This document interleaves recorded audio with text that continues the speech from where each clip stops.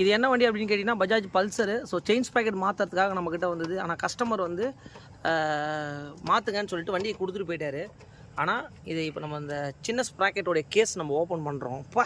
இங்கே பாருங்கள், இருக்கிறதுலே ரொம்ப மோசமான கண்டிஷனில் இருக்குங்க. இந்த செயின் ஸ்ப்ராக்கெட் போன காரணம் வந்து பார்த்திங்கன்னா 100% இந்த மண்ணு தாங்க. இங்கே பாருங்கள், இங்கே பாருங்கள், கண்டிப்பாக அதுதான் ஸ்ப்ராக்கெட்லாம் எந்த அளவுக்கு பல்லு தேஞ்சு போயிருக்குன்னு நீங்களே பாருங்கள். ஸோ இந்த ஸ்ப்ராக்கெட் வந்து எப்படி இருக்குது பாருங்கள், புது ஸ்ப்ராக்கெட்டில் இந்த பல் எப்படி இருக்குது பாருங்கள். செயின் ஸ்ப்ராக்கெட் போயிடுச்சு அப்படின்றதுக்கு ரீசன் வந்து இங்கே பாருங்கள், இதை பார்த்தீங்கனாலே தெரியும். அதுக்கு எதுக்கும் அந்த டிஃபர் பாருங்கள், இங்கே பாருங்கள், தெரியுதுங்களா? ஸோ இதை வச்சு தான் சொல்கிறோம் அந்த செயின் ஸ்ப்ராக்கெட்டு நம்மளுக்கு போயிடுச்சு அப்படின்னு சொல்லிட்டு. இந்த மாதிரி தயவுசெய்து வண்டியை ஓட்டாதீங்க. இங்கே பாருங்கள், இந்த கேஸெல்லாம் கழட்டி ஒரு வாட்டர் வாஷ் விடுங்க. ஒரு 200 ரூபா செலவாக போகுதுங்க.